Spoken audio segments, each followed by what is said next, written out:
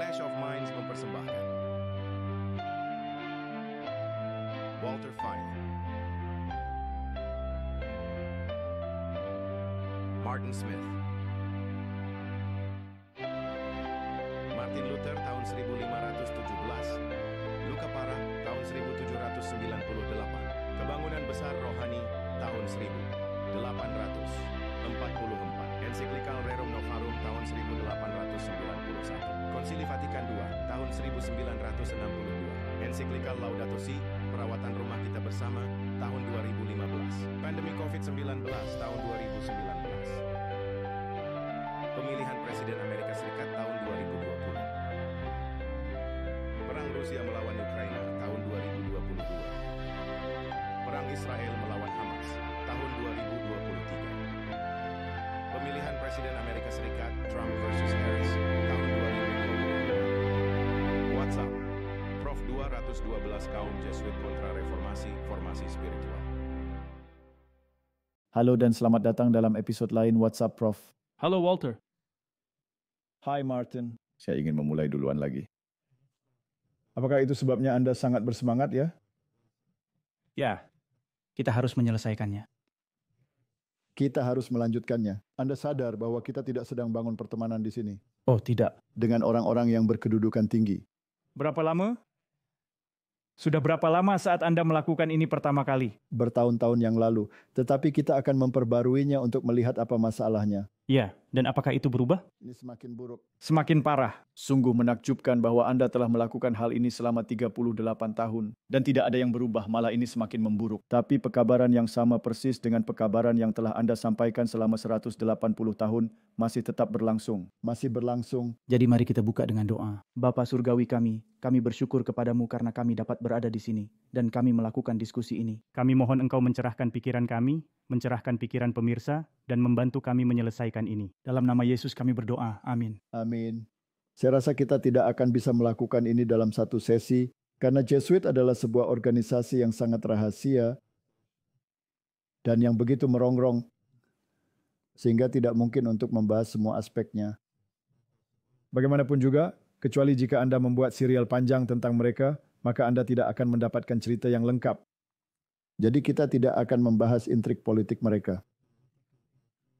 Kita tidak akan bicara tentang penguasaan mereka di sekolah. Kita tidak akan membicarakan penyusupan mereka dalam bisnis dan perdagangan dan pemerintahan dan semua hal itu. Dan kita tidak akan berbicara tentang sejarah buruk mereka yang dilarang di sana-sini dan di tempat lainnya. Kita hanya berbicara tentang aspek spiritualnya. Saya rasa orang-orang akan terkejut mengetahui lengan-lengan mereka yang menjalar. Ya, karena tujuan mereka adalah untuk menghancurkan paham Protestan dan untuk menyingkirkan ular berbisa yang mereka sebut sebagai Alkitab. Ya. Dan menggantinya dengan versi pelin-pelan mereka, yang tidak mengatakan hal sebenarnya dan memberikan banyak ruang untuk gnostisisme. Ya. Jadi saya tahu bahwa sebagian dari orang-orang kita sendiri sudah memiliki rasa penasaran, tetapi duduklah dan dengarkanlah perubahannya daripada Anda bertindak mendahului. Benar. Perhatikan pernyataan ini. Dan ini, kami tidak mengatakan apa-apa. Ini berasal dari diri mereka sendiri. Ya, nah buku James Aitken Wiley mengenai sejarah reformasi merupakan salah satu sumber terbaik yang ada. Jadi mari kita mulai dengan sebuah kutipan dari situ. Dan dia menulis, dan saya suka cara mereka menulis. Mereka masih tahu bagaimana menggunakan logat asli bahasa Inggris. Itu benar. Maksud saya Anda mendapatkan paragraf yang sebenarnya hanya satu kalimat. Ya, Protestanisme bukan semata-mata hasil dari kemajuan manusia. Ini bukan sekadar prinsip kesempurnaan yang melekat pada kemanusiaan dan peringkat sebagai salah satu kekuatan asalnya yang dengannya ketika masyarakat menjadi korup, ia dapat memurnikan dirinya sendiri dan ketika ia tertahan dalam perjalanannya oleh suatu kekuatan eksternal atau berhenti karena kelelahan, ia dapat merekrut energinya dan memulai yang baru di jalannya. Ini adalah pernyataan yang sangat mendalam. Jadi mari kita sederhanakan saja. Ya. Kami tidak memiliki dalam diri kami untuk menjadi orang Protestan. Ini pasti merupakan percikan ilahi. Itu pasti berasal dari luar. Ini bukanlah sesuatu di mana manusia dapat mengoreksi dirinya sendiri. Jika Tuhan tidak campur tangan dalam hatimu, engkau tidak akan pernah mendapatkan prinsip-prinsip yang tidak akan pernah engkau pahami. Dan Anda akan berakhir di tempat umat manusia sekarang. Wow. Anda akan berubah dari buruk jadi lebih buruk. Anda tidak akan pernah berubah dari buruk jadi lebih baik. Tidak. Dan bahkan jika tampaknya Martin dengan tipu muslihat menjadi lebih baik, sebenarnya semakin buruk. Wah, itu adalah pernyataan yang mendalam. Saya rasa itu menyimpulkan paragraf pertama. Ini bukan hasil dari akal individu atau hasil dari pemikiran dan energi gabungan dari spesies. Itu bersifat ilahi. Protestanisme adalah sebuah prinsip yang berasal dari luar masyarakat manusia. Ini adalah pencangkokan ilahi pada sifat intelektual dan moral manusia, di mana vitalitas dan kekuatan baru dimasukkan ke dalamnya, dan batang manusia menghasilkan buah yang lebih mulia. Jadi Anda tidak dapat melakukan ini sendiri. Butuh kekuatan dari luar. Jadi Martin, jika Anda menolak Protestan, Anda menolak Tuhan. Oh ya, benar. Ini adalah keturunan dari pengaruh yang berasal dari surga, yang bersekutu dengan semua naluri dan kekuatan individu, dengan semua hukum dan hasrat masyarakat, dan yang mempercepat individu dan makhluk sosial ke dalam kehidupan baru dan mengarahkan upaya mereka ke objek yang lebih mulia, memungkinkan perkembangan tertinggi yang dapat dilakukan oleh manusia dan pencapaian tertinggi dari semua tujuan besar. Singkatnya, Protestanisme adalah kekristenan yang dihidupkan kembali dan merupakan musuh dari kekuatan kegelapan. Tentu saja. Kekristenan yang sejati harus diberantas dalam pemikiran mereka. Ini adalah sebuah hambatan. Jadi ini dari buku Sejarah Protestan oleh James Aitken Wiley. Dan ini adalah sumber yang sangat-sangat bereputasi. Jadi mari kita sambung pernyataan tersebut dengan sebuah kutipan dari buku The Great Controversy. Sepanjang masa kekristenan, Protestanisme diancam oleh musuh-musuh yang tangguh. Kemenangan pertama reformasi telah berlalu. Roma memanggil kekuatan-kekuatan baru berharap untuk mencapai kehancurannya. Pada masa ini, Ordo Jesuit diciptakan sebagai ordo yang paling kejam, tidak bermoral, dan berkuasa di antara semua juara kepausan. Tidak ada kejahatan yang terlalu besar untuk mereka lakukan, tidak ada penipuan yang terlalu sulit untuk dilakukan oleh mereka. Tidak ada penyamaran yang terlalu sulit untuk mereka lakukan. Bersumpah untuk selamanya dalam kemiskinan dan kerendahan hati, tujuan mereka adalah untuk mendapatkan kekayaan dan kekuasaan, untuk mengabdikan diri pada penggulingan Protestanisme dan membangun kembali supremasi kepausan. Martin, itu adalah cara yang paling baik yang bisa kau lakukan untuk memberitahu mereka. Ya, saya akan menggunakan lebih banyak lagi. Saya akan menggunakan kata sifat jauh lebih bebas, dan itu bukan kata sifat yang baik, bukan kata sifat yang baik. Dan tidak boleh kejam. Tidak. Itu adalah fakta sejarah. Dan setelah Anda menyadari apa yang mereka lakukan, semua orang akan merasakannya. Ada begitu banyak darah yang menetes dari jari-jari mereka. Begitu banyak penggunaan cara-cara keji seperti narkoba, pemaksaan, senjata, peperangan, pembunuhan, sehingga sulit dipercaya bahwa masyarakat ini masih berfungsi sampai sekarang.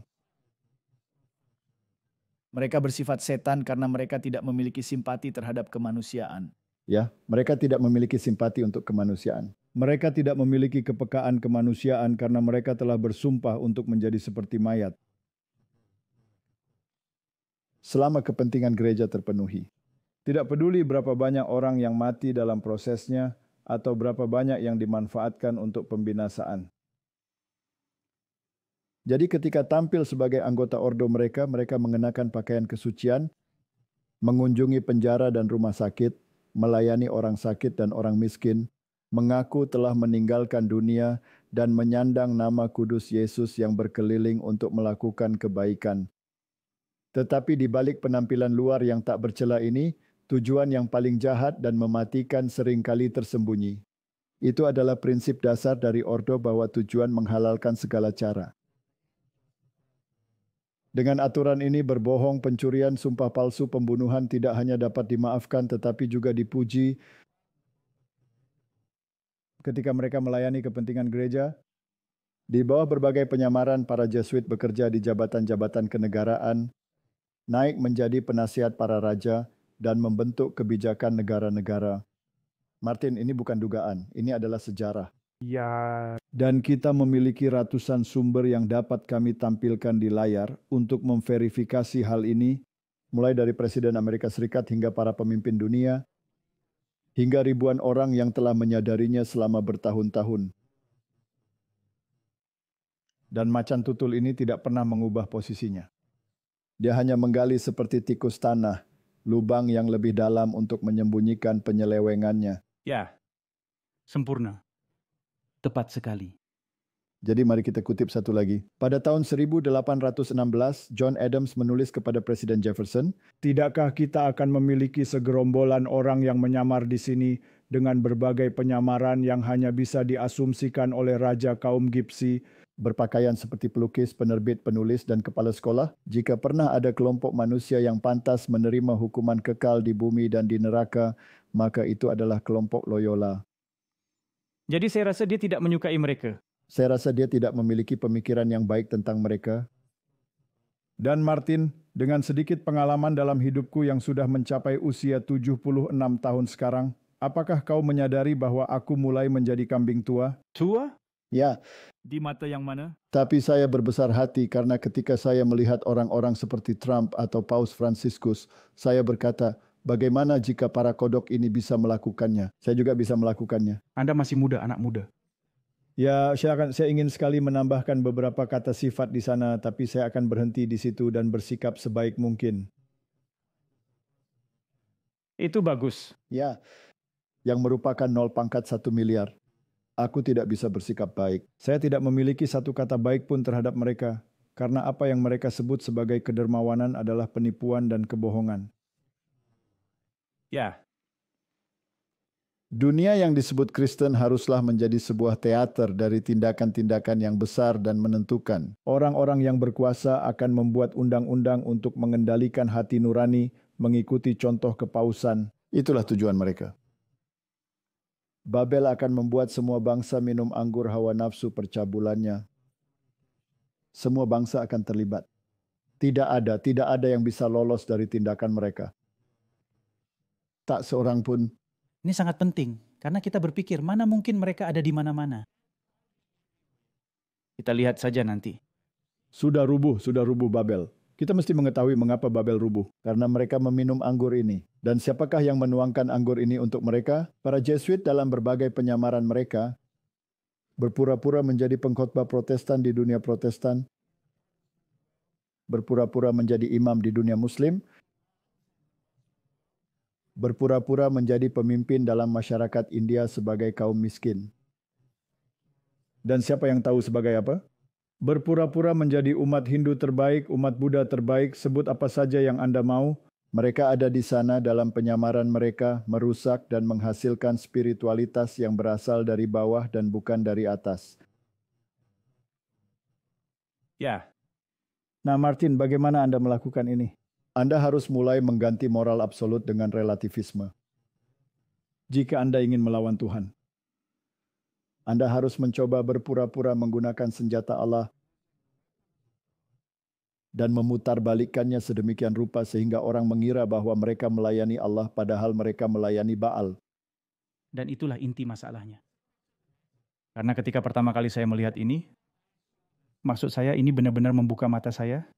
Karena Anda begitu tertipu, Karena Anda berpikir bahwa orang-orang ini dan denominasi-denominasi ini, mereka adalah orang-orang Kristen yang baik. nah Anda pernah melayani dan beribadah dalam denominasi-denominasi seperti itu. Benar. Dan orang-orang ini tidak bisa disalahkan. Anda disalahkan? Bukan Anda yang duduk di sana. Ya, siapa yang mengajak Anda keluar? Pastinya dorongan ilahi, di mana Allah berbicara ke dalam hati Anda. Ya, Dan orang-orang malang ini, mari kita perjelas. Jika Anda tertipu, itu adalah hal terburuk di dunia. Jadi saya merasa sangat kasihan pada semua denominasi yang telah mabuk akan anggur ini. Tetapi bukankah itu sebabnya kita melakukan ceramah-ceramah dan hal-hal ini untuk membangunkan orang-orang Sehingga Anda tahu, itulah sebabnya kita melakukan hal-hal ini sehingga orang-orang dapat tercerahkan untuk mengetahui hal ini dan tidak disesatkan lagi. Benar, benar. Jadi kita tidak sedang menentang denominasi, tetapi kita sedang menentang anggur yang sedang diserap mereka tanpa mereka sadari. Bahkan para pendetanya pun tidak tahu. Tidak ada yang tahu, karena para Jesuit telah meracuni aliran-aliran air secara lihai, sehingga mereka mengira bahwa mereka meminumnya dari sumber ilahi, padahal mereka meminumnya dari sistem yang tercemar. Ya, Jadi mari kita lihat bagaimana mereka menggantikan moral absolut. Ibrani 12 ayat 25-28. Jagalah supaya kamu jangan menolak Dia yang berfirman, sebab jikalau mereka yang menolak Dia yang menyampaikan firman Allah di bumi tidak luput. Apalagi kita jika kita berpaling dari Dia yang berbicara dari sorga. Waktu itu suaranya menggoncangkan bumi, tetapi sekarang Ia memberikan janji, satu kali lagi aku akan menggoncangkan bukan hanya bumi saja, melainkan langit juga. Ungkapan satu kali lagi menunjuk kepada perubahan pada apa yang dapat digoncangkan, karena Ia dijadikan supaya tinggal tetap apa yang tidak tergoncangkan. Jadi karena kita menerima kerajaan yang tidak tergoncangkan, marilah kita mengucap syukur dan beribadah kepada Allah menurut cara yang berkenan kepadanya dengan hormat dan takut. Sebab Allah kita adalah api yang menghanguskan. Martin, apakah pembalasan akan datang? Tentu saja. Akan tiba ya. ya, Dan jika ada goncangan, maka akan ada goncangan pada akhir zaman. Ya, Dan jika kamu tidak mendengarkan suaranya. Nah, di mana saya bisa mendengar suaranya, Martin? melalui kitab suci. Nah, bukankah ini disebut firman? ya, Jadi ini adalah pedoman kita. Benar. Satu-satunya. Bukan seorang guru atau penasihat spiritual atau pembimbing yang berdiri di sana sambil mengoceh tentang anggur Babilonia. Atau sebuah pengalaman. Tidak, Tidak. tidak, karena siapa saja bisa memberikan pengalaman. Pernyataan lain yang menarik adalah ingatlah bahwa tidak ada yang dapat berdebat dengan setan selain Allah. Jangan berpikir bahwa Anda bisa menginjak tanahnya dan bermain-main dengan kuasa jahatnya. Anda akan mengalami kekalahan. ya, Jadi mari kita lihat Protestanisme versus ideologi yang disebut Serikat Yesus. Tetapi ini adalah Yesus yang sama sekali berbeda.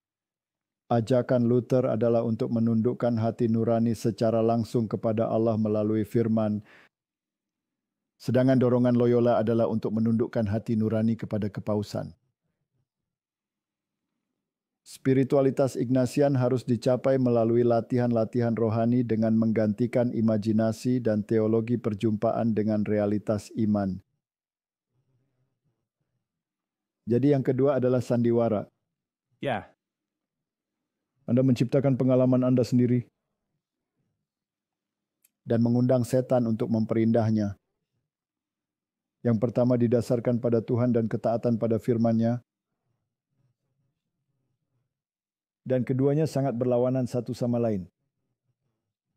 Mereka berseberangan. Masalahnya adalah mereka membuat hal kedua, begitu indah didandani, sehingga nampaknya Anda mengalami hal spiritual.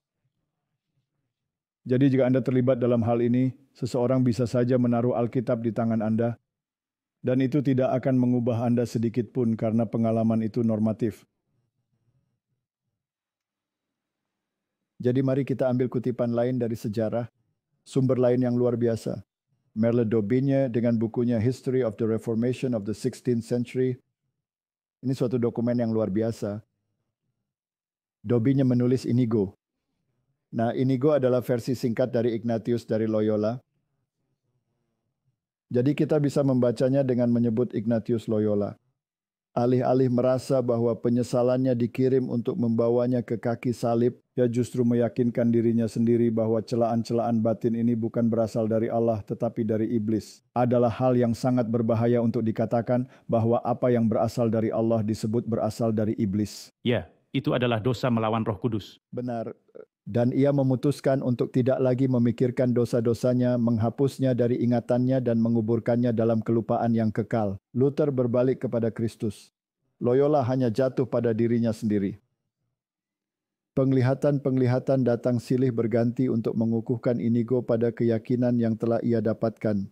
Inigo tidak mencari kebenaran di dalam kitab suci, tetapi membayangkan sebagai gantinya komunikasi langsung dengan dunia roh.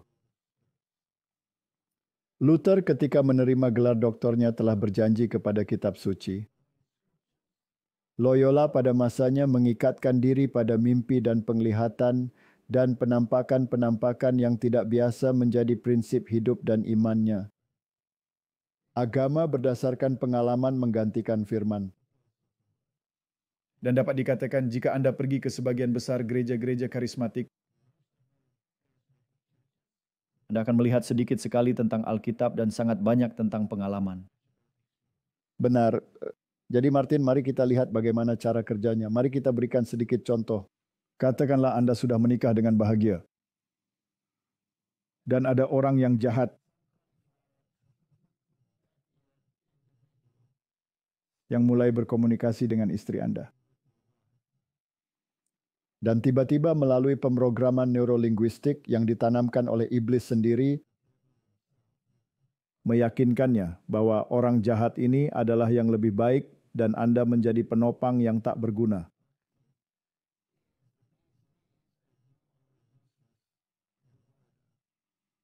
Kemudian dengan segera, kasih sayang itu berpindah ke individu yang baru dan tidak peduli bagaimana Anda berbicara, Anda tidak akan dapat meyakinkan mereka. Jadi Anda mungkin penyedia terbaik di bawah matahari, tetapi yang satu ini membawa bunga setiap hari yang tidak dapat Anda makan sejak awal. Tapi segera kasih sayang itu ditarik dan pernikahan berakhir. Begitulah cara iblis bekerja dengan mereka yang berpaut kepada Kristus. Benar. Dan kemudian mereka mengalami sesuatu yang terasa begitu baik. Pikirnya tidak mungkin berasal dari iblis. Alkitab memiliki jawaban yang sangat pasti untuk itu. Hukum ke-7, jangan berzina. Ya, Jadi jika orang itu mengatakan ada tertulis, benar. tolonglah program neurolinguistik penggodaan, Anda tidak akan berhasil pada saya. Itu pintunya, silakan Anda keluar. ya tapi itu. Maka masalahnya akan terpecahkan. Tepat sekali. Firman menyelesaikan. Itu akan menjadi berbasis firman dan bukan berbasis perasaan. Benar, baiklah. Anda mungkin bergumul dengan hal ini untuk sementara waktu, tetapi dengan doa Anda akan mengatasinya dan Anda akan menyadari, wah betapa dahsyatnya hal ini, benar? Dan itu sangat penting karena hal ini terjadi setiap saat. Nah, inilah cara kerja iblis dengan mereka yang berpaut kepada Yesus. Jadi mari kita lihat para Jesuit yang ramah ini. Ini adalah Bapak Arturo Sosa. Dia adalah jenderal ke-31 Serikat Yesus. Dan dia ada di balik layar.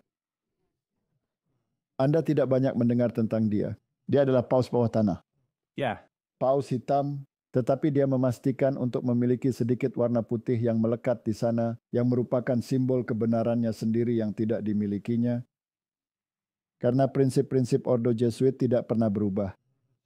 ya, Dan paus hitam dan paus putih, dalam hal ini keduanya adalah Jesuit, berjalan beriringan, yang satu mendukung yang lain. Siapa yang berpegang pada siapa mereka, Martin, untuk tetap teguh dalam perjalanan? Ya, paus putih. Paus putih sedang dikawal oleh paus hitam. Dan jika Anda pernah meneliti sejarah mereka, kekuasaan paus hitam tidak dapat dibatasi. Ia akan melakukan apa yang dianggapnya harus dilakukan untuk meneruskan tujuan yang telah ditetapkan. ya, Jadi paus putih bersandar kepada paus hitam. Ini adalah gambar yang sangat bagus. Benar. Dan yang menarik adalah kesetiaan paus hitam haruslah kepada paus putih. Ya, Ini adalah situasi yang sangat sulit, tapi saya pikir mereka tahu persis apa yang mereka lakukan. mereka tahu persis bagaimana ini bekerja. Ya, dan di balik jas putih itu bisa dipastikan dia mengenakan celana panjang hitam. Dan inilah solidaritas yang mereka miliki. Dengan berdiri berdampingan dengan konklav. Di mana keputusan-keputusan tertentu dibuat dan diperkenalkan dengan cara yang paling halus ke dalam setiap bidang kehidupan masyarakat. Mereka terlihat sangat bahagia. Mereka tersenyum karena mereka pikir mereka sedang unggul. ya, Tapi mereka tidak tahu apa yang menunggu mereka. Jadi mari kita lihat bagaimana mereka beroperasi. Karl Rahner, tentu saja dia adalah seorang Jesuit. Dia adalah arsitek utama Vatikan II konsili di mana banyak orang Protestan percaya bahwa Roma benar-benar telah berubah. Tentu saja. Nah, kita sudah membahas soal itu kan? Dan kita menunjukkan bahwa mereka tidak berubah sama sekali. Faktanya mereka tidak berubah. Mereka menjadi lebih jahat di bawah tanah, menyusup. Dan semua teologi dan pernyataan kepausan sebelumnya sebenarnya telah disempurnakan.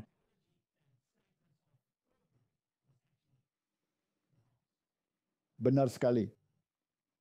Jadi dia adalah teolog Katolik yang paling penting di abad ke-20.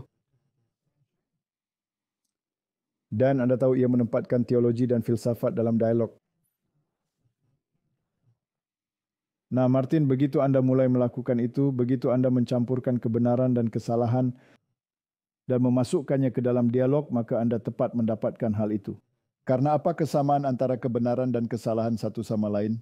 Sama sekali tidak ada. Dan dia mencetuskan kategori agama baru yang disebut kekristenan anonim dengan mengatakan bahwa agama ini merangkul penganut Buddha, berbagai agama non-Kristen lainnya, ateis, dan Anda tahu siapa saja yang pada dasarnya jujur dan peduli. Alkitab mengatakan bahwa tidak ada seorang pun yang jujur dan peduli karena hatinya sangat-sangat jahat. Ya, jadi apa yang sebenarnya juga mereka lakukan di Vatikan II? Adalah mereka memeluk semua agama lain juga. Benar, bahkan kaum ateis memasukkan mereka semua ke dalam satu kubu. Mereka semua adalah orang-orang yang menolak Kristus. Jadi sungguh menakjubkan bahwa mereka sebenarnya adalah lembaga yang tidak merangkul mereka. Jadi mereka sangat ketat jika Anda bisa mengatakannya seperti itu. Dan kemudian tiba-tiba seluruh dunia heran, seluruh dunia takjub. Wah, kepausan telah berubah. Lihatlah betapa mereka sekarang saling merangkul sebelum mereka membunuhmu. Sekarang mereka memelukmu. Jadi yang Anda perlukan pada dasarnya adalah semacam iman kepada Allah. Entah Anda tahu bahwa Anda memilikinya atau tidak. Baiklah. Baik, jadi mereka semua adalah bagian dari kekristenan. Bahkan jika mereka tidak menyebut diri mereka sebagai orang Kristen. Jika Anda mau, mereka menyebutnya orang-orang kafir yang telah menerima kasih karunia, tetapi mereka tidak menyadarinya. Jadi pada dasarnya filosofi ini mengatakan bahwa semua orang diselamatkan. Ya. Lalu apa tujuannya? Itu sebabnya Paus Fransiskus bisa mengatakan jangan menobatkan orang. Benar, baiklah. Nah, saya tahu kita ulang sedikit di sini, tapi ini untuk berikan sedikit latar belakang. Kita akan masuk ke sisi spiritual sekarang. Kita harus menunjukkan bagaimana mereka. Ya, jadi mereka menyamar dengan jas dan dasi hitam, bukan dengan jubah Jesuit. Tetapi di sini ada Ratzinger, yang bukan seorang Jesuit, tetapi sangat dipengaruhi oleh mereka tentu saja. Dan mereka adalah arsitek Vatikan II. Jadi sangat mungkin Ratzinger akan menjadi paus. Jadi semboyan Rahner adalah Tuhan kita harus menyesuaikan diri dengan dunia, bukan dunia yang menyesuaikan diri dengan dia. Nah, Martin, itu adalah pernyataan yang sangat jahat. Itu lelucon. Bukankah ayat pertama dari doa Bapa kami mengatakan, jadilah kehendakmu di bumi seperti di surga. Ya. Tidak. Tidak sekarang. Surga yang harus berubah. Kerajaan Anda di atas sana harus berubah untuk menyesuaikan diri dengan kerajaan setannya. Dan arsitek lain yang penting di Vatikan II adalah Kardinal Suenens.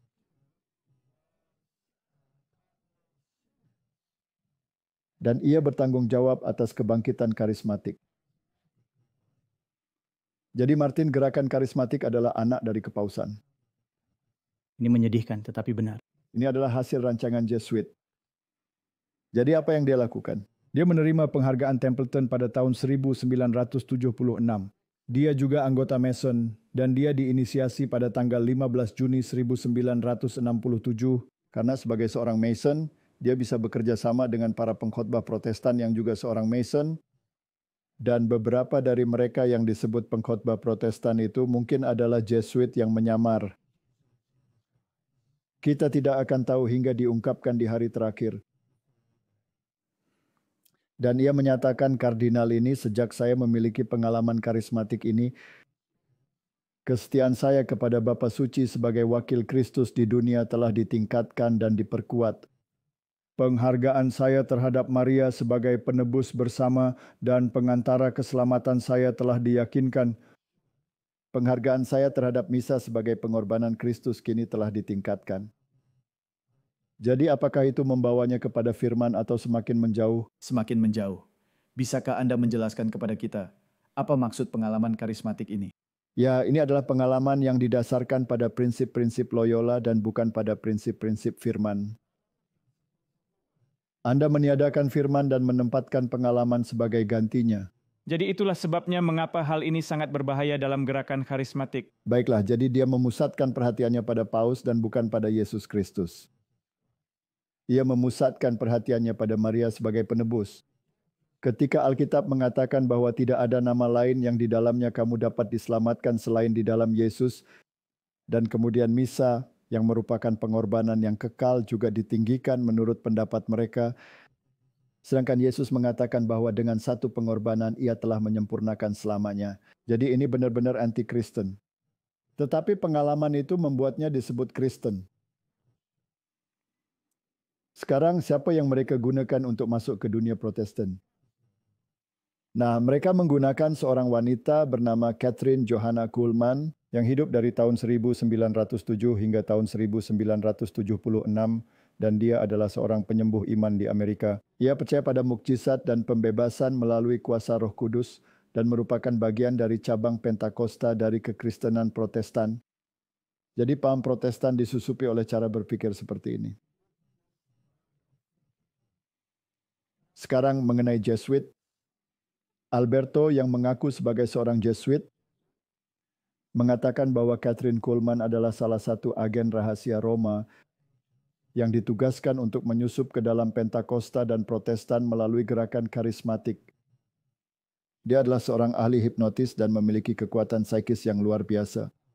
Sebagai penghargaan atas karyanya yang luar biasa, dia diberikan kesempatan untuk bertemu dengan Paus secara pribadi. Hadiah yang luar biasa. Tidakkah Anda akan senang jika itu terjadi pada Anda, Martin? Tidak. Tidak. Sayangnya tidak. Sebagai hasil dari pekerjaannya, sebagian besar orang sekarang mengajarkan kesatuan, tetapi jarang mengkhotbahkan pemisahan dan kekudusan yang ditakuti oleh Roma. Jadi jika Anda terpisah dari mereka, mereka harus menggunakan segala daya untuk menjembatani jurang pemisah itu. Jadi mari kita lanjutkan ke sebuah artikel di Zenit dari tahun 2013. Konferensi Pers Franciscus dalam penerbangan pulang dari Brasil. Anda bertanya tentang gerakan pembaharuan karismatik. Saya akan memberitahukan Anda sesuatu. Pada tahun-tahun di akhir tahun 70-an, awal tahun 80-an, saya tidak tahan sekali. Berbicara tentang mereka, saya telah mengatakan kalimat ini, mereka mencampur adukkan perayaan liturgi dengan sekolah samba. Saya telah mengatakan hal ini, tetapi saya telah bertobat. Lalu saya mengenal mereka lebih baik. Juga benar bahwa gerakan dengan para penasihat yang baik telah berjalan dengan baik di jalan yang baik. Dan sekarang saya pikir gerakan ini telah melakukan begitu banyak kebaikan bagi gereja secara umum. Martin, bagaimana jika para Jesuit benar-benar melakukan hal ini sejak awal?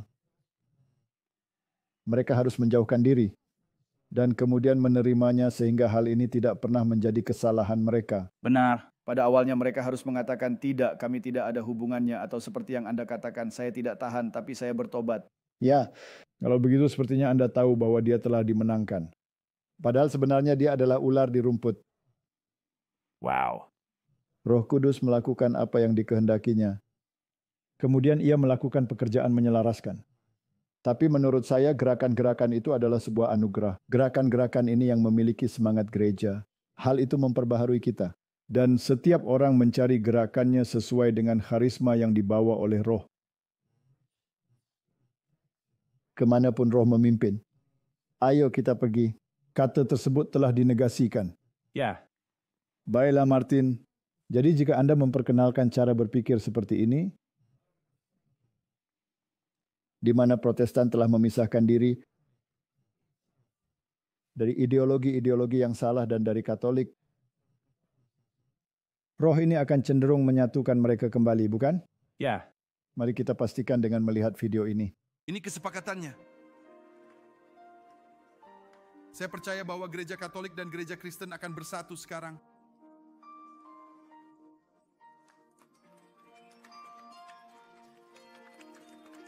Bapa, saya berterima kasih kepadamu dalam nama Yesus Tuhan untuk baptisan yang penuh kuasa atas gereja Katolik. Tuhan Roh Kudus lebih banyak api. Dalam nama Yesus. Api surga. Dalam nama Yesus. Kami adalah sebuah delegasi Katolik dan aku datang dari Italia. Saya membawa 150 juta umat Katolik karismatik. Dan saya sampaikan salam hormat dari 150 juta umat Katolik karismatik. Kami ingin mencium kaki Anda sebagai umat Katolik dan hanya menghormati Anda dengan gerakan ini sekarang juga.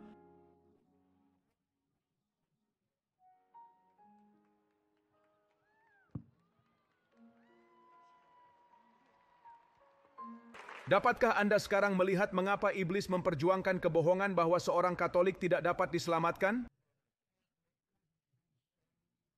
Ya. Ayo! Pencurahan Pentakosta di zaman kita ini dimulai di Vatikan. Tidak dimulai di Jalan Azusa, tidak dimulai di Topeka, Kansas. Seorang pauslah yang memohon iman dan meminta Pentakosta yang baru kepada Allah. Amin. Kemuliaan. Puji Tuhan. Kemuliaan. Martin, itulah pertama kalinya saya mendengar kata kebenaran dari mulut orang itu. Jadi itu membuatmu merinding. Itu membuat Anda merinding. Nah, tidakkah setiap orang Protestan harus mengangkat kepala dan berkata, wah, ada yang salah di sini?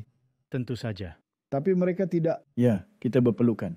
Kita memeluknya. Jadi apa yang telah berhasil dilakukan oleh para Jesuit di dalam membawa spiritualitas Ignatian ke dalam Protestantisme, dalam berbagai bentuk dan rupa serta penyamaran, dan bagaimana Anda membuat dunia menerima hal ini dan kaum muda menerima hal ini. Martin, Anda membius mereka sehingga mereka tidak mampu berpikir independen. Ya, begitu. Dan kau menyamarkannya di bawah kasih. Dan hal lainnya adalah, jika Anda dapat berpikir bahwa itulah sebabnya setelah kita melihat video ini. Mengapa Alkitab mengatakan bahwa Babel sudah rubuh? Babel sudah rubuh, benar-benar sudah rubuh. Karena telah meminum anggur, kebohongan Babel yang dibuat oleh Jesuit, pengalaman Loyola yang berkomunikasi langsung dengan setan.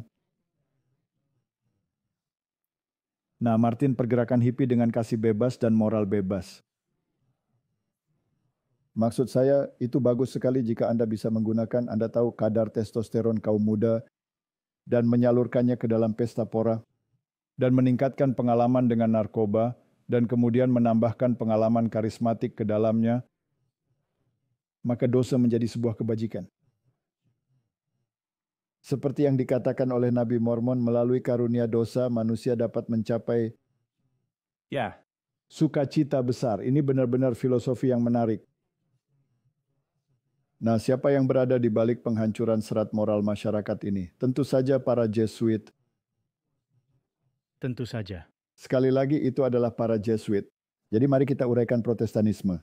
Pengikut Yesus, gerakan hippie dipimpin oleh para Jesuit seperti Max Sorley dari Universitas Georgetown.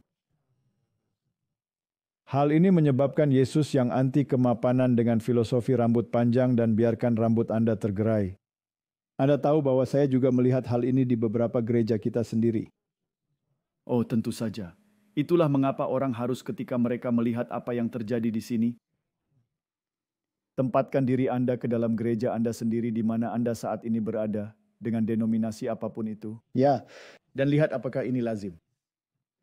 Ya, saya pernah berkhotbah di salah satu gereja yang membiarkan rambut tergerai. Saya merasa ngeri. Mereka mengubah gereja menjadi teater lampu sorot. Injil kasih, Injil pembebasan, Injil kemakmuran. Oh, berapa banyak pengkhotbah yang melakukan hal itu saat ini, Martin? Rumah kopi Yesus, Yesus rock and roll, eksistensi Yesus yang memenuhi kebutuhan semua budaya, kepercayaan, dan aspirasi. Jadi tergantung pada apa yang Anda sukai, apakah Anda menyukai heavy metal, apakah Anda menyukai pop lembut, atau apakah Anda menyukai musik yang lebih klasik, saya dapat menyediakan semua kebutuhan Anda. Semuanya. Maksud saya, kedai kopi Yesus itu adalah sesuatu yang lebih halus yang akan masuk ke dalam gereja yang lebih konservatif. Tapi mari kita isi kepala Anda dengan kafein sehingga Anda tidak dapat berpikir. Dan kami akan memotong suplai darah ke otak Anda sebesar 40%. Jadi Anda menjadi zombie. Ya, dan Anda dapat mengkonsumsi semua ini dari mereka. Benar. Jadi ini dia si penipu Jesuit kita. Pada tahun 1961, ia mulai mengajar teologi di Universitas Georgetown di Washington dan tetap tinggal di sana hingga kematiannya. Pada tahun 1962, ia berteman dengan keluarga Robert Kennedy dan menjadi guru bagi anak-anaknya. Itu pernyataan yang menakutkan Martin mengingat struktur kekuasaan saat ini. Dan kita telah menunjukkan bahwa dia, Kennedy, Junior mengakui bahwa dia dibesarkan di sekolah Jesuit. Benar, setiap hari sepanjang tahun 1960-an, ia menghabiskan beberapa jam bersama keluarga Kennedy, mengajar, membantu, dan menolong. Dia juga menjadi teman dan orang kepercayaan Presiden dan Ibu Kennedy, serta menasihati keluarga tersebut dan mempersembahkan misa harian untuk mereka setelah pembunuhan John F. Kennedy. Kemudian dia menghibur anak-anak Robert Kennedy setelah ayah mereka juga dibunuh. Tapi Martin Luther King Jr. lah yang mengubah hidupnya kembali. Jadi, kasih, kematian, kebencian, Injil kasih. Dan yang tentunya dikaitkan dengan Injil obat-obatan. Jadi apa yang mereka lakukan? Mereka mulai memperkenalkan nihilisme yang merupakan filosofi dari Nietzsche.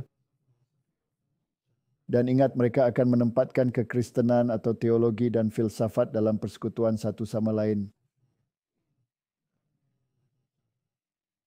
Jadi nihilisme adalah gagasan bahwa norma-norma etis tidak dapat dibenarkan secara rasional dan akibatnya adalah suasana hati yang putus asa karena kekosongan hidup. Nietzsche mendefinisikan konsep ini sebagai situasi yang ada ketika segala sesuatu diizinkan. Jadi Martin, untuk melawan depresi ini, pertama-tama Anda harus menciptakan depresi. Ya, itu benar. Anda harus menciptakan kekosongan. Jadi biarkan semuanya pergi. Bolehkah saya mengatakannya? Bagaimana cara Anda melakukannya? Bagus sekali. Anda membuat dinding. Anda menghancurkan masyarakat. Ya. Kemudian Anda mengalami depresi. Tidak ada uang. Tidak ada apa-apa. Anda keluar dari itu dan mari kita kembali ke beberapa standar dan norma, tapi tolong jangan yang alkitabiah. Tidak. Dan mari kita sambut seorang pahlawan Paus. Ya. Dan bukan Yesus Kristus. Dan biarlah Roh Kudus meyakinkan Anda bahwa Anda berada di jalan yang benar dengan segala macam manifestasi. Dan mereka membawa filosofi-filosofi timur dan pemikiran-pemikiran tentang yoga dan ini dan itu dan yang lainnya dan meditasi timur. Dan mereka menggunakan industri musik untuk menanamkan hal ini ke dalam pikiran manusia. Dalam wawancara Rick Martin dengan Eric John Phelps, Phelps mengklaim bahwa The Beatles dikendalikan oleh Jesuit dan bahwa dunia narkoba dikendalikan oleh Roma melalui mafia yang dikendalikan oleh Jesuit. Martin, itu adalah pernyataan yang cukup jelas dalam bukunya, bukan saya yang mengatakannya. Dia yang mengatakannya. Saya pikir ini tidak hanya masuk akal, tapi lebih dari itu. Makin Anda pelajari, makin banyak Anda mempelajarinya. Dan tentu saja tanda-tanda iblis dan simbol 666. Mereka adalah band rock pertama yang menggunakan triad iblis pada sampul rekaman. Jadi memperkenalkan ini. Dan seperti yang Anda sebutkan juga di video sebelumnya yang sudah lama kita lakukan, mereka adalah yang lebih menyenangkan. Ada yang nakal di satu sisi, yang lebih mirip Rolling Stones dan orang-orang seperti itu.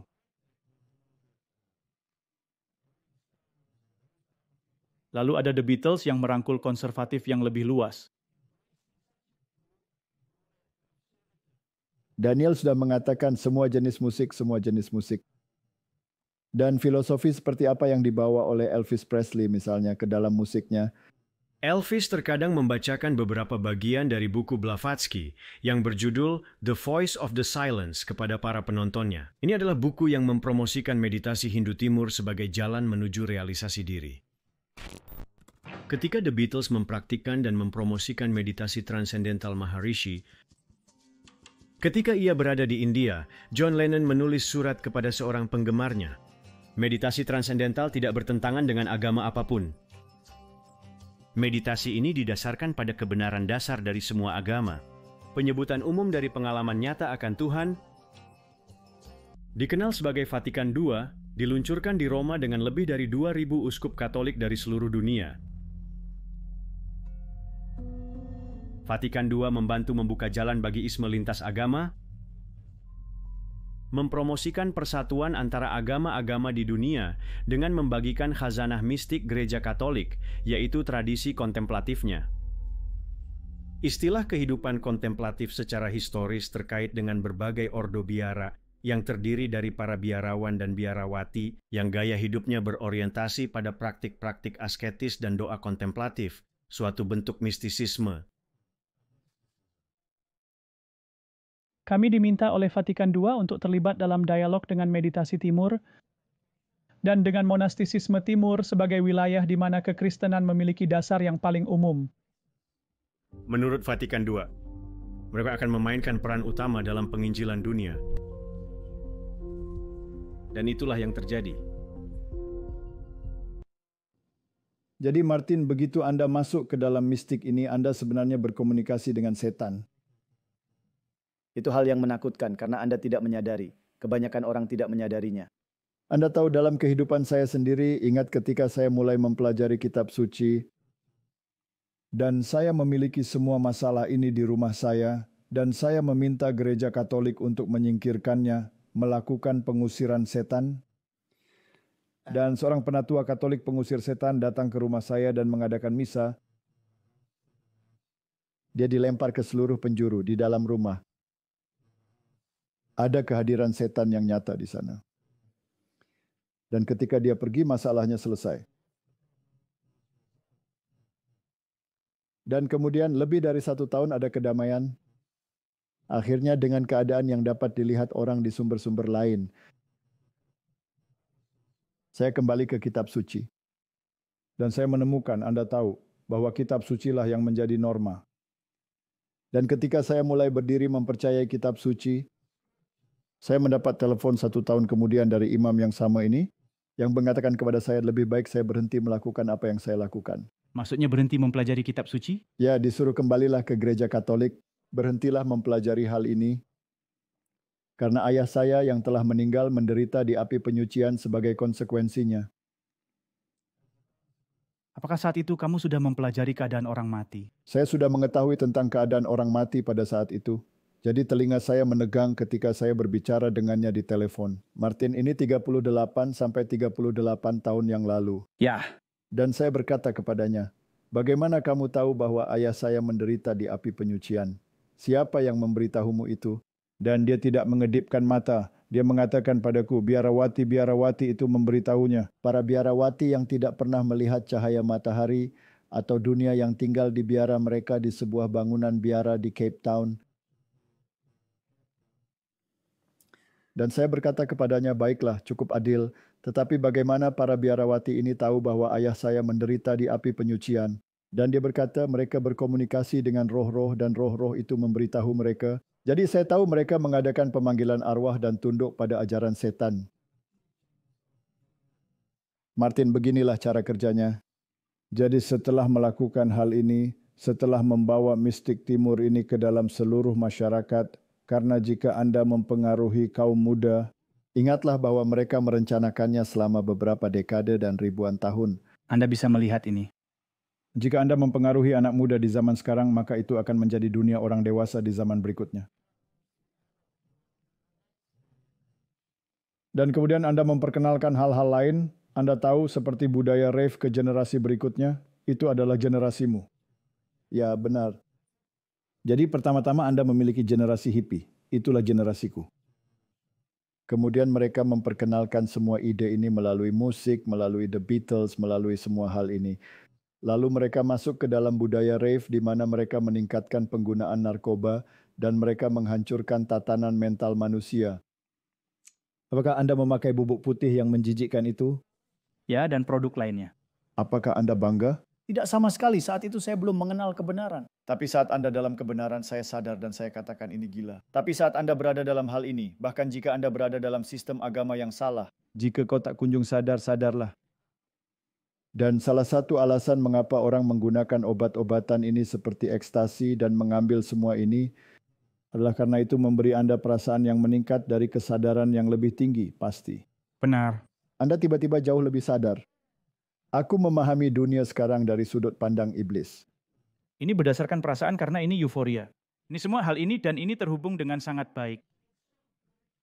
Anda bahkan dapat melakukan hal itu dan tetap pergi ke gereja karismatik karena perasaan itu masih ada. Baiklah Martin, kau telah keluar dari sana. Apakah semua orang bisa keluar dari situ? Sayangnya tidak. Apakah iblis peduli berapa banyak nyawa yang dihancurkan? Berapa banyak pikiran anak muda yang dihancurkan? Apakah dia peduli? Tidak. Saya sangat tidak sabar menunggu hari pembalasan. Singkirkan ini. Dan kemudian Anda mengubahnya. Setelah sekarang menghancurkan serat moral masyarakat. Lalu Anda membawa masuk kepedulian Heidegger Sorge. Martin, saya ingin muntah, tapi ayo lanjutkan. Tuhan sudah mati, oleh karena itu jawaban kehidupan terletak di dalam diri sendiri. Anda tahu bahwa tidak ada yang perlu diperjuangkan. Bagaimana kita akan mendapatkannya? Ayo kita keluarkan dari dirimu. Tidak, jangan ambil buku bagus itu. Abaikan saja buku yang bagus itu. Jadi harga diri dan psikologi Kristen. Jadi Anda mulai dengan tema harga diri dan Anda menulis buku-buku tentangnya. Seperti yang dilakukan Robert Schuller. Dan semua para petinggi Freemason ini melakukannya. Anda membawanya ke dalam film, terutama film kartun. Dan semua orang berkata, Anda harus percaya pada diri sendiri. Ya, percaya pada diri sendiri. Jadi Heidegger mengajarkan bahwa jiwa kemudian akan mengesahkan dirinya sendiri dengan menunjukkan kepedulian terhadap orang lain atau kepedulian. Itulah filosofi Jesuit. Anda tahu, Anda membagikan sup, Anda membasuh kaki, dan Anda tidak peduli bahwa mereka tetap hidup dalam kemelaratan. Tapi pandanganmu begitu tinggi. Anda lakukan pekerjaan yang luar biasa. Disitulah masalahnya. Mereka mengambil sesuatu yang baik dan mereka datang mengacaukannya.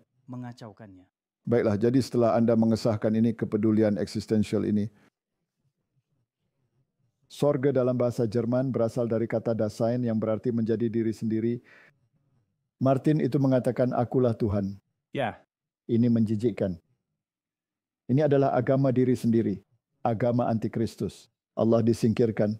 Gereja menetapkan standar dan mendidik para pembina jemaat melalui psikologi Kristen. Pembimbing rohani, pemrograman neurolinguistik, laboratorium kepedulian, dan lain-lain, sampai pembentukan spiritual yang baru tercapai. Anda memiliki kerohanian yang baru, yang tidak berdasarkan firman, tetapi yang berdasarkan kepada pengalaman dan perbuatan. Jadi mari kita melangkah lebih jauh. Kita harus mengembangkan moralitas baru. Jadi Anda harus menjadi gereja yang peduli. Jadi Bapak Gustavo Gutierrez, apa yang dia katakan tentang masalah ini? Aku benci bagaimana mereka menyebut diri mereka Bapa. Kau hanya punya satu Bapa. Bapa duniawimu adalah Bapa duniawimu. Dan kemudian Anda memiliki Bapa surgawi. Dan tidak satupun dari orang-orang ini adalah Bapa. Kita belajar dalam agama Katolik berkat teologi Bapak Gustavo Gutierrez bahwa gereja di Amerika Latin harus mengambil sikap yang jelas terhadap ketidakadilan sosial. Anda memiliki musuh baru. Musuh bukanlah dosa, melainkan ketidakadilan sosial. Tapi mari kita ciptakan ketidakadilan sosial agar Anda dapat mengatasi masalah sosial. Anda bisa menjadi pahlawan. Benar. Jadi mari kita ciptakan ketidakadilan sosial. Mari kita lakukan atas dasar ras. Nah, mereka yang memperkenalkan sistem rasial di dunia, apakah itu di negara kita atau di tempat lain di dunia, mereka semua adalah Mason yang tinggi. Dan mendukung proses revolusioner dan melalui Leonardo Boff bahwa gereja harus didefinisikan dalam hal energi, karisma, dan kemajuan dunia. Gereja telah menjadi sebuah gereja dunia sekarang, bukan gereja keselamatan dan Injil. Kegiatan gereja atas nama keadilan sosial atau hak asasi manusia bukanlah sekadar persiapan untuk misi gereja yang sesungguhnya, seperti pemikiran dari pra-penginjilan yang ada sebelum Vatikan II. Komitmen dan keterlibatan gereja dalam perjuangan untuk keadilan sosial, perdamaian dan hak asasi manusia merupakan bagian yang esensial atau konstitutif dari misinya. Inilah yang dimaksud dengan Injil tentang keadilan sosial. Dan inilah alasan mengapa begitu banyak gereja Kristen yang akan masuk ke dalam ekumene bersama Roma. Tentu saja hal ini tampak benar karena ada begitu banyak ketidakadilan sosial yang mereka ciptakan.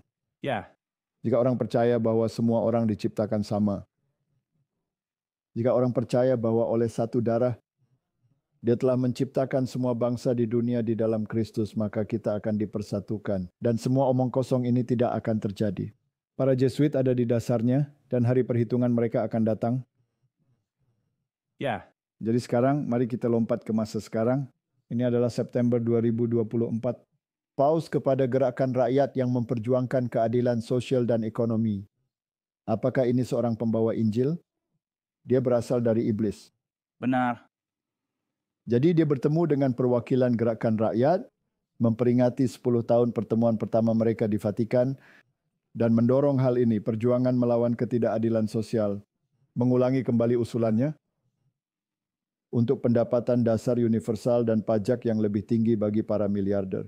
Apakah itu akan membuat rakyat miskin bahagia? Tentu saja. Ya, tentu saja itu akan membuat mereka bahagia. Apakah mereka akan mengikatnya dengan tali celemeknya? Ya. Di mana dia bisa memberi mereka makan di sana, sup anggur dengan doktrin-doktrin palsu? Apakah itu akan membuat mereka bahagia? Tapi apakah ini akan membantu mereka? Tidak. Tidak ada? Tidak sama sekali. Tetap miskin seperti sebelumnya, karena akan menjadi lebih buruk, bukan lebih baik. Ingatlah, jangan kamu melakukan kewajiban agamamu di hadapan orang supaya dilihat mereka. Martin, apakah ini teguran untuk mereka? Oh, tentu saja ini adalah teguran bagi para dermawan. Jika tidak dilakukan. Anda bisa menjadi dermawan dengan cara yang benar. Benar. Jika tidak kamu, seharusnya dengan cara yang benar. Tapi jika Anda melakukannya untuk dilihat oleh manusia berdosa. Ya, dan untuk masuk ke berita utama. Walaupun mereka mengaku sangat cemburu demi kehormatan hukum, kemuliaan diri sendiri adalah tujuan sebenarnya yang mereka cari. Dan Kristus akan menyatakan kepada mereka bahwa para pencinta diri sendiri adalah pelanggar hukum. Martin, kita harus sangat berhati-hati. Jadi mari kita perkuat pikiran orang-orang untuk menghadapi spiritualitas baru ini. Di sini ada halaman web ignatianspirituality.com. Mari kita masuk ke halaman web yang sekarang. Latihan rohani adalah kumpulan meditasi, doa, praktik kontemplatif yang dikembangkan oleh Santo Ignatius Loyola untuk membantu orang memperdalam hubungan mereka dengan Tuhan. Maaf, menurut saya dengan setan. Ya, malangnya. Selama berabad-abad, latihan-latihan ini paling sering diberikan sebagai retret panjang sekitar 30 hari dalam kesendirian dan keheningan. Martin. Jadi jika Anda hidup dalam kesendirian dan keheningan, kepala Anda bisa dipenuhi dengan segala macam sampah selain firman Tuhan. Padahal jika Anda mengambil firman Tuhan dan membacanya, Anda akan lebih terdidik. Ini sangat penting. Dalam beberapa tahun terakhir ada penekanan baru pada latihan rohani sebagai sebuah program untuk orang awam. Cara yang paling umum untuk menjalani latihan-latihan ini sekarang adalah retreat dalam kehidupan sehari-hari, yang melibatkan program doa harian selama berbulan-bulan dan pertemuan dengan seorang pembimbing rohani. Martin, aku tak ingin bertemu dengan pembimbing rohani. Saya ingin bertemu dengan Yesus. Tepat sekali. Dan saya ingin pencurahan Roh Kudus memperkenalkan Dia dan firman-Nya kepada saya. Tepat sekali. Datanglah kepada Alkitab, bukan duduk sendirian dan menunggu untuk mendengar apa yang Dia katakan. Bacalah Alkitab dan dengan pertolongan Roh Kudus, Anda akan mengerti apa yang ingin Dia katakan. Tidak. Tetapi mereka ingin saya mendengarkan apa yang dikatakan oleh Roh itu tanpa Dia mengatakan kepada saya tentang Yesus dan firman-Nya. Jadi latihan-latihan itu juga telah disesuaikan dengan berbagai cara untuk memenuhi kebutuhan orang-orang modern sekarang. Bukan kebutuhan, tapi kehancuran. Ya. Jadi betapa gembiranya Jenderal Jesuit itu ketika dia melihat pekerjaan jahatnya membuahkan hasil di kalangan kaum muda. Mari kita lihat, Martin. Bagaimana menjadi seorang Jesuit telah membentuknya sebagai paus. Anda tahu dia adalah seseorang yang banyak berbicara tentang ketajaman, yang merupakan bagian yang sangat penting dari spiritualitas Jesuit. Dan saya ingin tahu apakah Anda bisa berbicara sedikit tentang apa yang bisa kita semua pelajari dari Paus Fransiskus tentang ketajaman.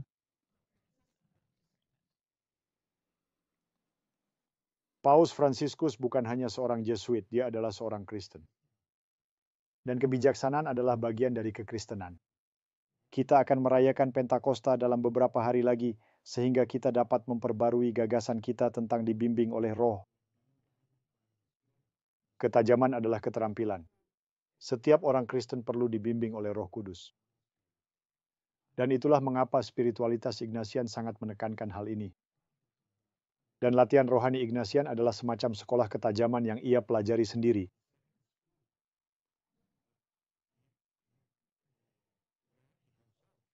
Jadi dengan mengikuti latihan-latihan rohani ini, setiap orang dapat ditolong untuk mendengar suara Allah yang memanggilnya untuk hidup sebagai manusia seutuhnya dan memutuskan untuk mengikuti suara tersebut, bukan untuk memilih. Dan Anda mungkin juga ingat bahwa keberhasilan Ignatius dengan latihan rohani ini ketika di antara para mahasiswa.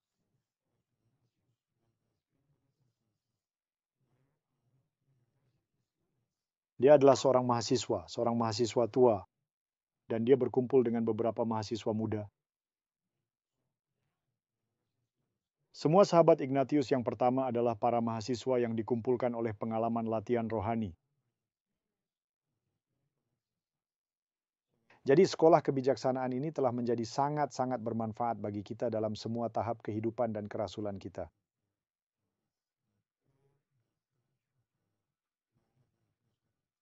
Ya, jadi semua Jesuit melakukan latihan spiritual. Tetapi satu hal yang selalu menarik perhatian saya tentang masyarakat adalah beragamnya arah yang dituju oleh para Jesuit dari sana. Jadi ada Jesuit yang menjadi guru, dokter, aktor, penyiar, apa saja yang bisa Anda bayangkan. Dan Anda tahu itu jelas merupakan bagian dari karisma Jesuit dan kekuatan Ordo. Tetapi sebagai orang yang berada di puncak pimpinan, bagaimana Anda mengelola tenaga kerja yang begitu beragam? Ya, standarnya. Setiap hari saya menemukan sesuatu yang baru yang dilakukan oleh para Jesuit. Martin, itu sangat mencerahkan. Semua yang telah kita lihat dan katakan tentang mereka, bukankah mereka baru saja mengakui semua itu? Dia mengakui semua itu, tapi ada beberapa hal halus yang mungkin tidak bisa ditangkap begitu saja oleh orang-orang tanpa mempelajari apa yang mereka lakukan. Ia mengatakan bahwa ketajaman adalah hal yang sangat penting. Tetapi dari manakah ketajaman itu berasal? Berasal dari dalam? Ya, dan latihannya. Dan latihannya. Menurut mereka tidak berasal dari firman Allah. Dan kemudian dikatakan bahwa ia hidup. Menuju kepada kehidupan yang sepenuhnya sebagai manusia. Nah, saya rasa tidak banyak orang yang akan mengambilnya. Karena itu adalah definisi keselamatan yang baru menurut Vatikan II. Menurut Vatikan II, diselamatkan berarti menjalani kehidupan sebagai manusia seutuhnya. Itu berarti Anda hanya memiliki kehidupan di bumi ini karena Anda tidak akan memiliki kehidupan di masa depan. Ya. Pada dasarnya Anda sedang dihancurkan secara spiritual. Jadi apa artinya diselamatkan? Hidup sebagai manusia seutuhnya atau diselamatkan berarti ditutupi oleh darah anak domba, memiliki kebenaran yang diperhitungkan dan diberikan kepadanya, sehingga kita dapat berdiri di atas lautan kaca bersama dengan semua orang kudus dari segala zaman, dan menjadi bagian dari suatu perhimpunan di sorga, itulah keselamatan. Bukan omong kosong yang mereka jejalkan ke dalam tenggorokanmu.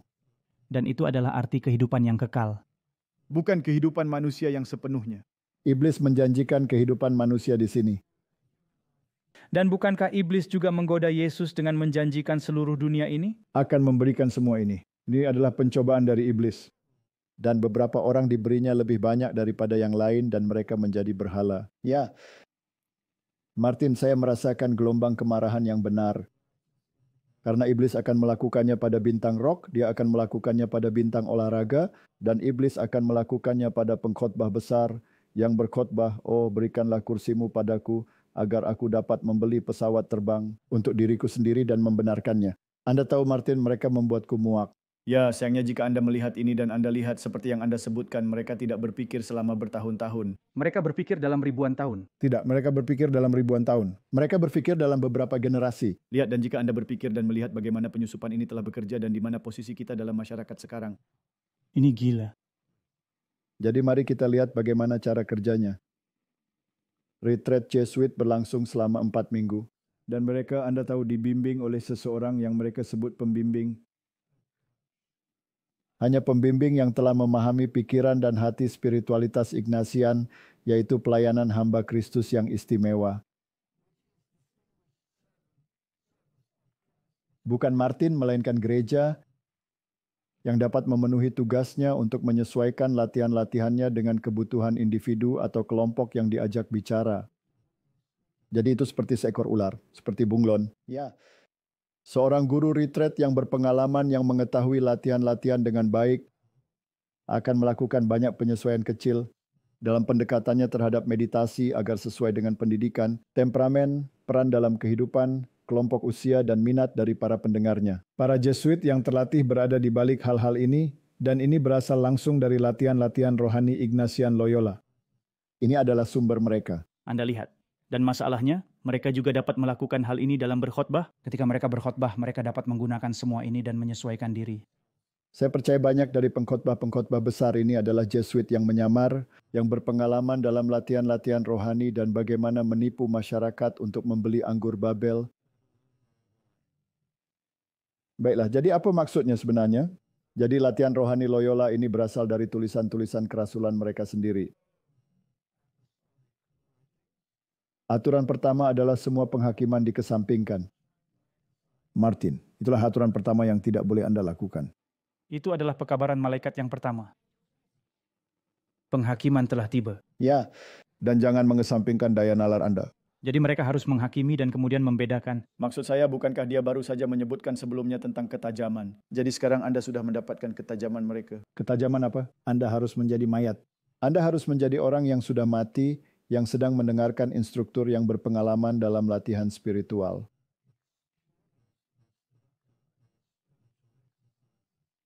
Jadi semua penghakiman dikesampingkan. Kita harus siap sedia dan segera menaati pasangan sejati Kristus Tuhan kita, yaitu Bunda Maria, yaitu gereja secara hierarkis. Jadi itulah hal pertama yang harus kamu lakukan. Anda mendengarkan apa yang dikatakan gereja dan mengabaikan apa yang dikatakan Alkitab.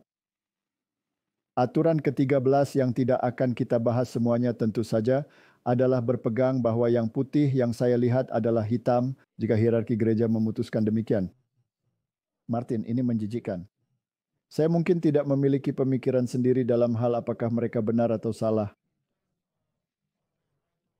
Bagaimana hal ini sejalan dengan apa yang dikatakan kitab suci? Dan saya pikir jika Anda kemudian mendalami latihan-latihan rohani, seperti yang dia katakan, Anda akan mendapatkan ketajaman dari hal itu. Karena Anda mendengarkan semua sampah yang disodorkan kepada Anda oleh setan-setan. Ya, Anda akan mendapat cara berpikir yang sama seperti roh-roh jahat itu. Dan pada dasarnya kamu harus mengatakan, Martin, bahwa karena roh yang memberikan 10 perintah Allah kepada Bunda Maria, yaitu gereja,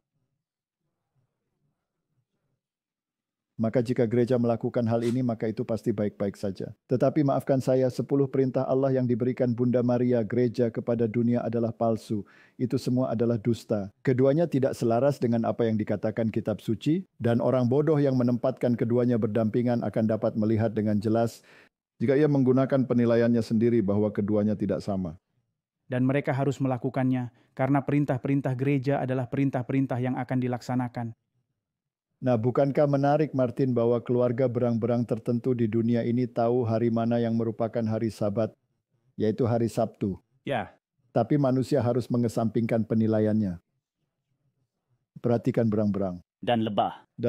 Dan mungkin Anda bisa mendapatkan gambaran tentang apa itu hari Sabat.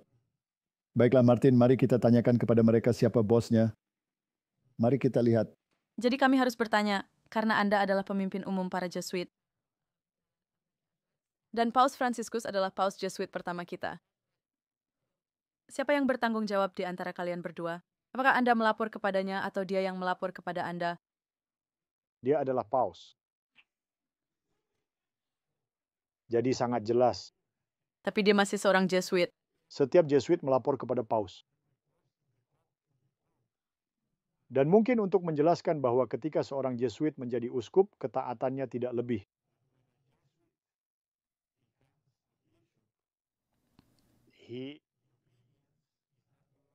Ini bukan lagi untuk atasan masyarakat. Jadi uskup bergantung pada paus, dan paus bergantung pada dirinya sendiri, kepada dirinya sendiri. Jadi karena seperti yang mungkin Anda ingat, Ignatius de Loyola biasa menyebut paus sebagai wakil Kristus di bumi.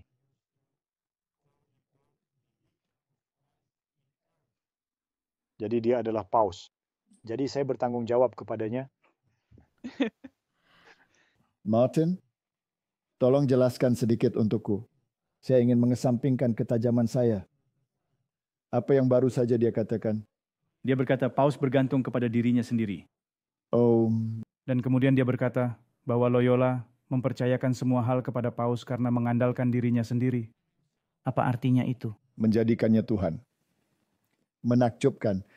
Jadi Paus Fransiskus, apakah dia tunduk pada Paus Hitam atau Paus Hitam tunduk padanya karena sama-sama seorang Jesuit? Fransiskus setelah bersumpah setia kepada seseorang sebagaimana ia sekarang bersumpah setia kepada dirinya sendiri, atau bagaimana cara kerjanya? Tentu saja. Baiklah, mari kita lanjutkan diskusi yang dia lakukan di pesawat. Dan Caroline Pigozzi bertanya kepadanya, "Selamat malam Bapak Suci. Saya ingin tahu apakah Anda sejak Anda menjadi paus masih merasa diri Anda seorang Jesuit?" Jawabannya adalah, ini adalah pertanyaan teologis karena para Jesuit mengambil sumpah ketaatan kepada paus. Tetapi jika paus adalah seorang Jesuit, mungkin Anda harus mengucapkan sumpah ketaatan kepada Jenderal Jesuit. Saya tidak tahu bagaimana hal ini diselesaikan. Saya merasa diri saya seorang Jesuit dalam kerohanian saya, dalam latihan-latihan kerohanian spiritualitas yang ada di dalam hati saya. Tetapi aku merasa sangat seperti ini sehingga dalam 3 hari aku akan pergi merayakan pesta Santo Ignatius bersama para Jesuit. Saya akan memimpin misa pagi. Saya tidak mengubah spiritualitas saya. Tidak, Fransiskus, tidak. Saya merasa diri saya seorang Jesuit dan saya berpikir seperti seorang Jesuit. Tidak secara munafik, tetapi saya berpikir sebagai seorang Jesuit. Terima kasih. Martin tidak munafik. Saya pikir dia berpikir secara munafik karena dia sama sekali meniadakan firman Allah. Jadi ini hanya merangkum semua yang telah kita kemukakan sebelumnya. Dan sekarang kita tahu apa yang harus dilakukan dalam latihan. Jadi jika orang ingin mengatakan bahwa dia orang hebat, dia adalah macan tutul yang telah mengubah tempatnya. Seperti yang telah kita lakukan selama seminar ini, Anda dapat sekali lagi melihat keluar dari mulut mereka sendiri. Tidak, itu untuk mengandalkan dirinya sendiri. Jadi Martin, mari kita beralih dari seseorang yang disebut Bapa Suci Gereja Katolik kepada orang yang mereka sebut sebagai Bapa Protestan dewasa ini. Rick Warren. Saya sangat senang bahwa saya memiliki satu Bapa, dan itu adalah Bapa di surga dan Yesus Kristus yang telah diutusnya. Jadi mari kita dengarkan Bapa yang lain ini dan lihatlah apa yang dikatakannya. Jadi Rick Warren dalam buku Purpose Driven Church mengatakan bahwa gerakan pembinaan rohani memiliki pesan yang sangat penting bagi gereja dan telah membangunkan tubuh Kristus. Benarkah? Pendeta Saddleback Lance Witt menulis tentang visualisasi doa kontemplatif. Inilah spiritualitas Ignatian. 100%. Dalam artikelnya yang berjudul Menikmati Kehadiran Tuhan dalam Kesunyian, kita dirancang untuk menikmati hadirat Allah, tetapi hal itu lebih mudah diucapkan daripada dilakukan. Martin, ia telah berjanji untuk menyertai kita dalam firman-Nya. Di dalam artikel ini, Witt memakai Thomas Merton, sungguh sebuah contoh luhur dari spiritualitas yang tidak bermoral. Sebagai contoh seseorang yang tahu tentang kesendirian Merton berhubungan dengan simpati Buddhisnya. Merton menyamakan doa perenungan dengan pengalaman LSD. Jadi saya bertanya-tanya, jika kita dapat menyamakannya, maka dia pasti berada di beberapa di antaranya. Nah, itulah hal yang keluar dari gerakan hippie. Ada film yang keluar beberapa waktu lalu, Revolusi Yesus. Pengkhotbah yang muncul di sana, dia masih dalam pengaruh LSD dan semua hal itu ketika dia sibuk dengan gerakan ini. Jadi dia menyelesaikan artikelnya dengan tujuan menyendiri bukan untuk melepaskan diri dari dunia saya yang gila, tapi untuk mengubah frekuensi, menginduksi irama alfa sehingga saya bisa mendengar Bapa. Bapa, apa yang kau dengar? Saya pikir Anda sedang mendengar Bapa kebohongan. Malangnya, ya. Jadi mari kita lihat kursus alfa dan filosofi kelompok sel. Martin, ini sangat dalam. Itu hal yang harus kau lihat. Pertama, kita harus mempelajari apa yang sebenarnya mereka ajarkan. Ya, Dan sekarang kita akan melihat bagaimana penerapannya. Ya, dan bagaimana tentakel-tentakel mereka menjangkau. Itulah mengapa mereka menggunakan gurita sebagai salah satu simbol mereka. Ingatlah pada salah satu olimpiade mereka menggunakan gurita sebagai simbol. Mereka tahu persis apa yang mereka lakukan. Mereka memiliki tentakel di mana-mana. Baiklah, jadi ini adalah Nicky Gamble, pendiri kursus Alpha. Jadi apakah mereka memiliki akar Katolik lagi, Martin? Mereka ini disebut Protestan. Baiklah, mari kita lihat kursus Alpha ini. Kursus ini terdiri dari 10 sesi malam mingguan yang mengeksplorasi dasar-dasar iman Kristen dan telah digambarkan sebagai kesempatan untuk mengeksplorasi makna kehidupan. Kursus Alpha malam pertama adalah malam perkenalan untuk kursus ini dan termasuk minuman teh dan kopi untuk mengurangi suplai oksigen ke otak hingga 40%. Setiap sesi mingguan membahas pertanyaan yang berbeda seputar iman dan dirancang untuk mendorong diskusi yang otentik dan terbuka. Kami akan mengadakan kelompok diskusi remaja lagi untuk siswa berusia 11-13 tahun dan juga untuk kelompok usia 14-18 tahun dan akan diadakan di Gereja New Life dan dimulai pada tanggal 28 Januari 2025. Jadi mereka sibuk dengan hal-hal ini. Dia masih hidup dan sehat. Nah, sang pendiri tentu saja mengunjungi paus dan menerima berkat dan hal-hal semacam ini. Jadi apa yang diperlukan? Kami mengundang Anda untuk Anda tahu menjelajahi pertanyaan-pertanyaan besar dalam hidup.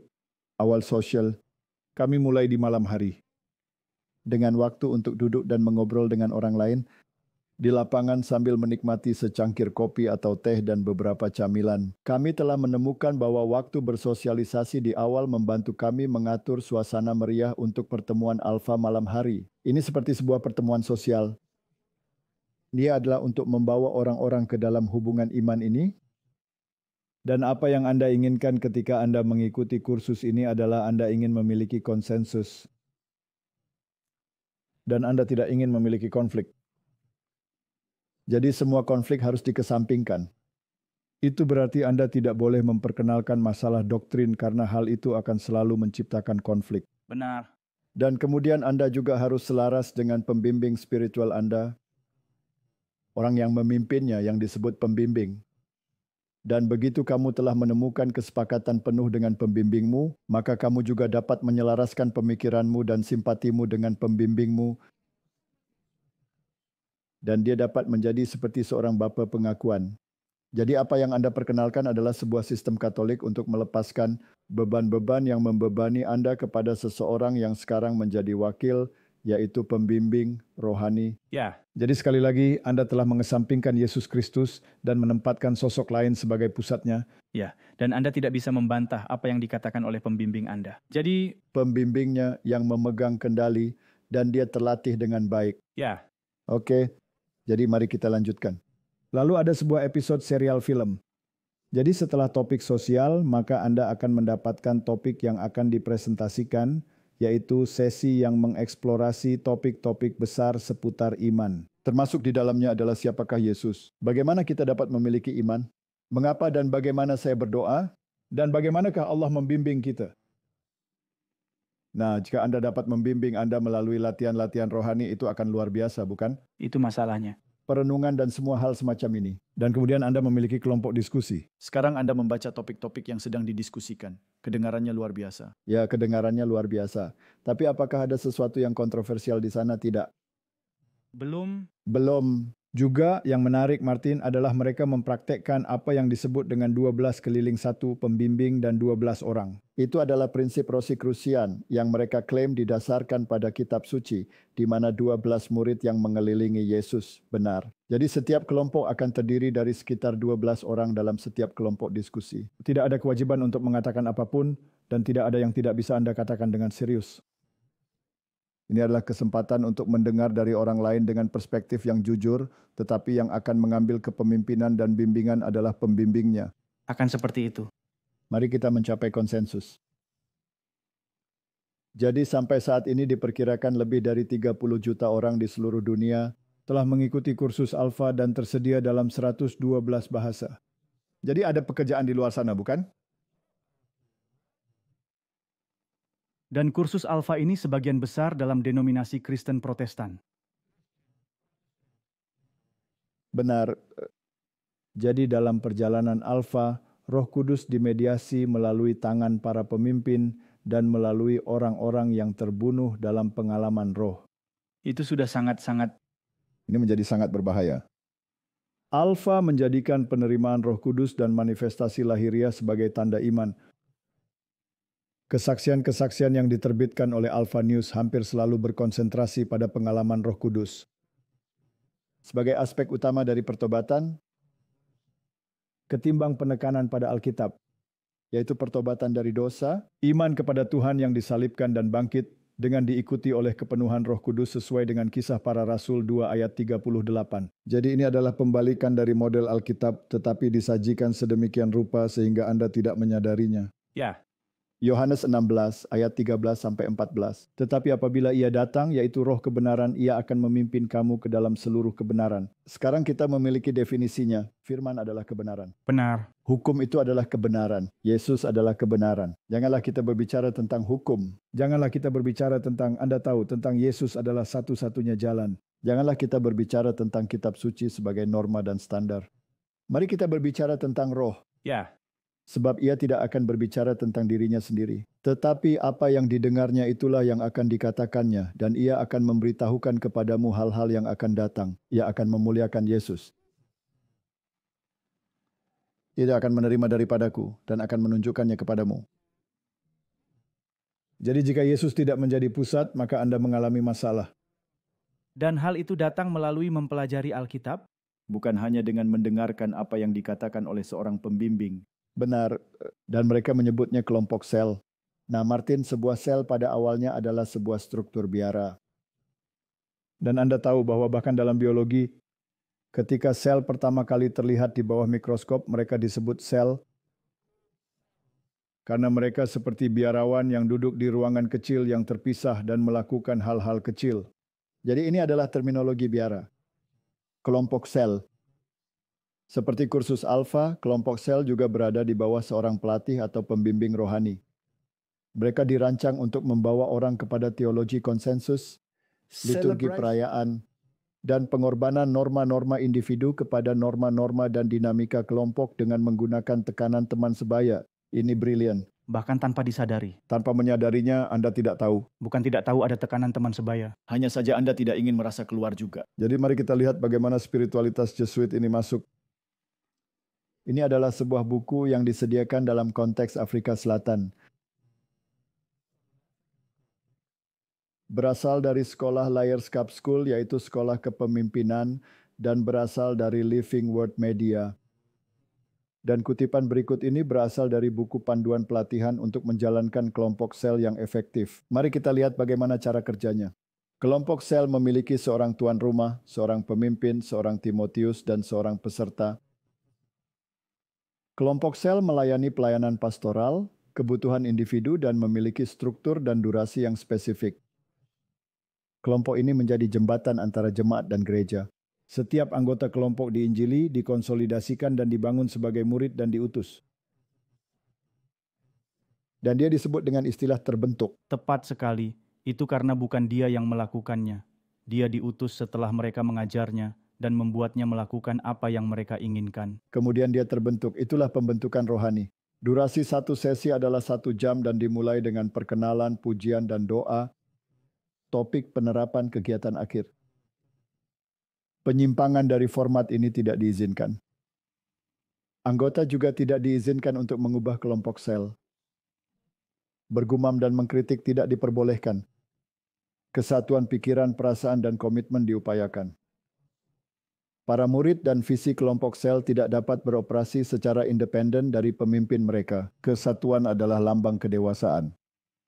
Ini di luar buku pegangan. Di luar buku panduan mereka, Martin. Jadi Anda tidak boleh berpikir untuk diri Anda sendiri. Anda harus selaras dengan kelompok dan terutama dengan pemimpin rohani, pembimbing. Saya akan berusaha berlari sejauh yang saya bisa dari pembimbing ini. Karena kedengarannya sangat bagus. Dan saya tahu banyak orang. Anda masuk ke kelompok sel di area Anda. Gereja memiliki kelompok sel. Jadi dalam minggu ini Anda memiliki pertemuan kelompok sel Anda. Ini untuk membangunkan Anda. Ini adalah sesi Bapa pengakuan dosamu. Dan kamu tahu apa masalahnya? Sungguh luar biasa berada dalam kelompok-kelompok itu karena orang-orang ini saling membantu satu sama lain. Ya, ini adalah pertemuan bersama. Ini adalah semangat yang membangkitkan. Pengalaman. Ya, pengalaman. Oke. Model untuk sukses menyatakan bahwa kesuksesan adalah milik Anda. Itulah kekuatan berpikir positif. Bertekunlah, bermimpilah, dan visualisasikan. Kekuatan berpikir positif itulah yang benar-benar dipromosikan oleh Donald Trump. Ya. Bukankah itu berasal dari Norman Vincent Peale? Ya. Dan dia adalah Freemason tingkat 33. Dia adalah seorang Jesuit. Jika dia bukan seorang Jesuit, dia dilatih oleh Jesuit.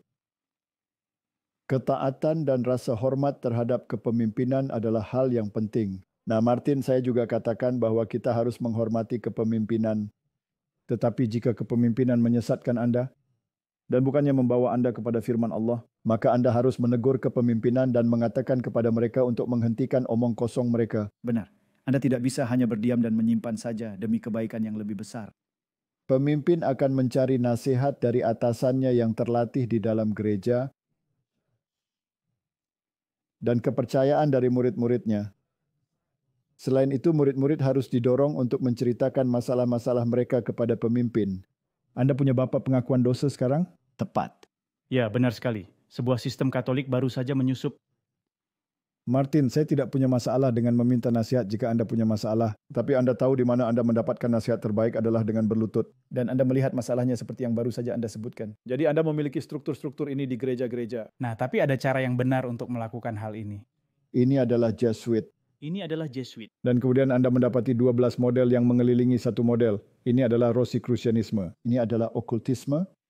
Karena ini adalah sebuah model yang seharusnya didasarkan pada kekristenan yang digunakan untuk memutarbalikkan kekristenan.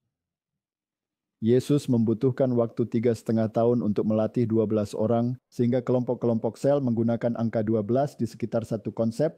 Yesus tidak memilih 13 orang tetapi 12 orang. Dengan tim-tim yang terdiri dari 12 orang, kami mulai membangun kembali mezbah Allah di dunia. Maaf. Martin, apa ini? Rahasianya ada di angka 12. Model angka 12 selalu ada di hati Tuhan, dan angka tersebut melambangkan pemerintahan dan otoritas. Jadi kita sekarang memiliki seorang paus di bumi. Penasihat spiritual Anda seperti paus kecil Anda. Ya. Ya. Jadi Martin, kita memiliki sebuah sekolah dan kita memiliki 7 murid. Benar kan? Saya pikir kita akan menghindari 12 seperti wabah. Benar. Entah 13, 11, atau 14 atau semacamnya. Tetapi jika harus 12, jika iman Anda lemah, Anda mungkin akan bertekuk lutut. Saya tidak peduli berapa banyak atau sedikitnya jumlah mereka.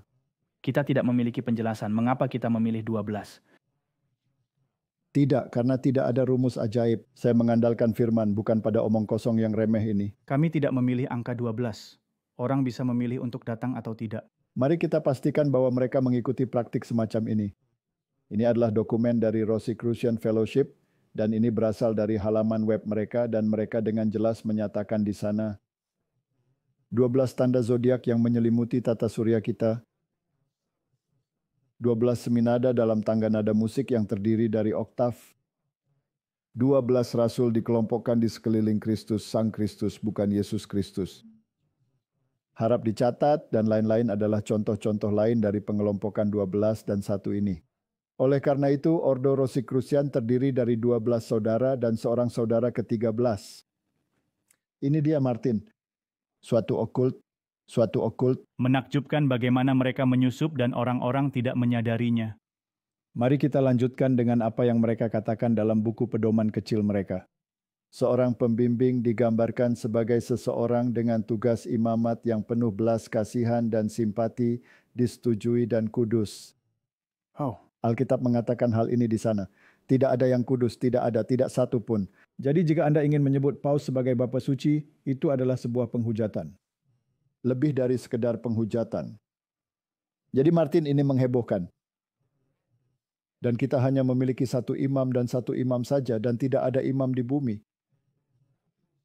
Kita bukanlah makhluk yang dikorbankan. Kita tidak berkorban. Kita memiliki satu korban yang selamanya bersifat sempurna. Ayat-ayat yang dikutip termasuk ayat-ayat dari Injil Yohanes, Kitab Ibrani, yang merujuk kepada Yesus dan pelayanan imam besar yang melambangkan pelayanan Yesus. Bagus sekali. Tapi sekarang sudah berhasil. Setelah penggenapan terjadi, ia memasukkannya kembali ke dalam. Menempatkannya kembali ke tempatnya. Itulah paham Katolik.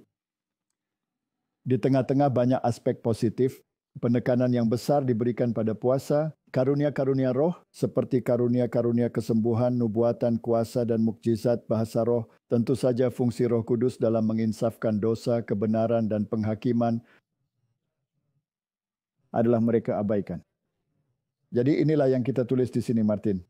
Murid ini juga diberitahu bahwa Paulus menghabiskan sebagian besar waktunya untuk berdoa dalam bahasa-bahasa asing yang aneh. Ini sangat konyol. Alkitab sangat jelas menjelaskan apa arti bahasa roh. Aku mengucap syukur kepada Allah bahwa aku berkata-kata dengan bahasa roh lebih daripada kamu semua. Tetapi ia berbicara dengan dialek dalam bahasa ibu orang-orang yang ia ajak bicara. Jadi ini adalah suatu penyelewengan terhadap kitab suci. Sungguh tidak dapat dipercaya. Jadi latihan rohani versus iman, eisegesis versus eksegesis. Eisegesis adalah menuntun ide-ide kita sendiri ke dalam firman. Sedangkan eksegesis adalah apa yang sebenarnya dikatakan oleh firman. Wow. Jadi eisegesis dan eksegesis saling berlawanan satu sama lain.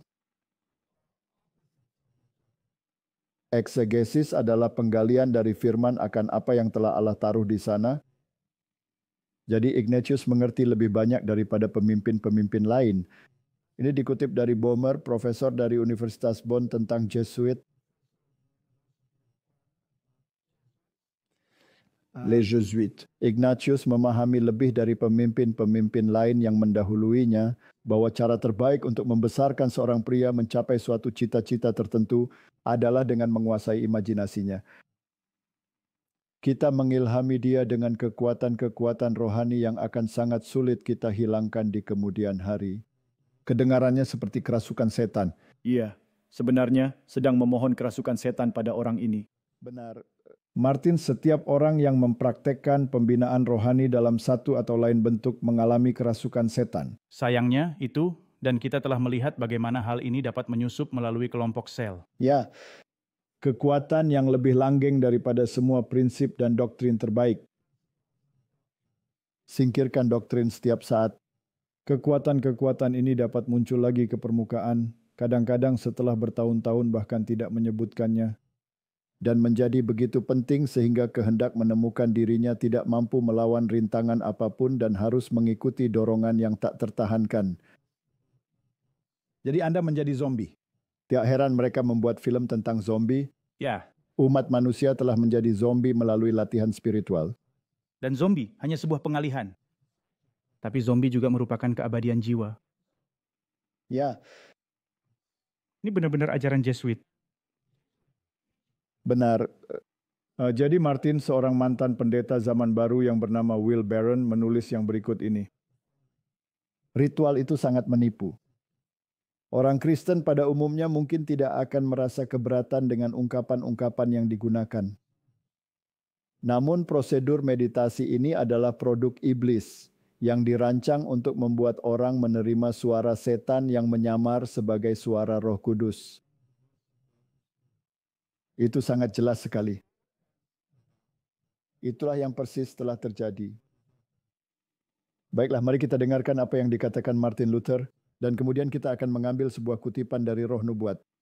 Mikha 7 ayat 5. Janganlah percaya kepada teman, janganlah mengandalkan diri kepada pembimbing. Jagalah pintu mulutmu terhadap perempuan yang berbaring di pangkuanmu. Martin. Itu adalah arahan yang cukup jelas terhadap pembinaan rohani dan para pembimbing dan pelatih rohani. Ya. Martin Luther menulis, roh tidak ada yang lebih hadir dan hidup selain di dalam tulisan-tulisannya yang suci.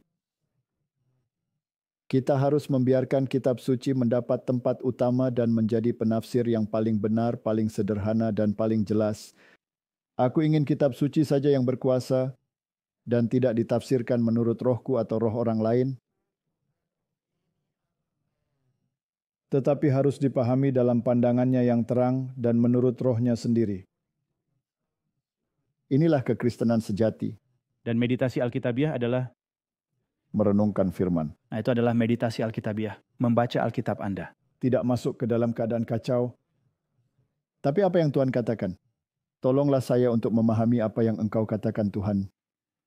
Roh nubuat berkata, biarlah semua orang dididik untuk menyelidiki kitab suci, untuk terus mencari Yesus dan bukannya agen manusia yang menjadi penuntun mereka. Firman Allah harus menjadi penasihat kita. Firman itu harus ditaati tanpa batas. Firman itu akan menuntun kita ke jalan yang aman dan pasti. Tetapi firman yang diencerkan dengan perangkat dan imajinasi manusia bukanlah panduan yang aman. Martin, tentu saja ini adalah kebalikan dari apa yang terjadi di gereja-gereja. Benar. Dan apa yang baru saja kita lihat? Apakah mereka sudah mabuk anggur? Ya. Ini kutipan lainnya. Allah ingin melakukan sesuatu bagi kita masing-masing. Pekerjaan ini adalah pekerjaan individu, bukan pekerjaan seorang pembimbing rohani dengan gagasan-gagasannya yang menyimpang, yang telah ditempatkan oleh guru-guru Jesuit. Ini adalah karya pribadi. Pelajar jangan bergantung pada guru untuk membentuk karakter Anda. Membentuk karakter Anda. Pembentukan rohani. Demi Kristus, bentuklah karakter Anda secara pribadi. Berpeganglah kepada Allah dan janganlah berpikir bahwa kamu harus selalu bersama dengan guru-gurumu untuk menjadi pekerja yang teguh. Ini adalah filosofi yang berlawanan. Ya. Ada satu lagi. Dengan perkataan ini, Kristus bermaksud agar tidak ada orang yang menempatkan kepentingan rohaninya di bawah kepentingan orang lain, seperti seorang anak yang dibimbing dan diarahkan oleh ayahnya di dunia. Hal ini telah mendorong Roh untuk menginginkan keunggulan gerejawi. Kamu tidak boleh berbeda dengan aku. Maksud saya dalam buku panduan bahkan dikatakan tidak ada perbedaan atau argumentasi. Ya, dan jika Anda memiliki masalah, Anda hanya boleh datang kepada saya. Maaf, saya sangat marah. Apakah ini disebut kemarahan yang benar? Saya harap begitu. Yang selalu mengakibatkan cedera pada orang-orang yang telah dipercaya dan disapa sebagai Bapa. Ini mengacaukan rasa kesucian dari hak prerogatif Allah.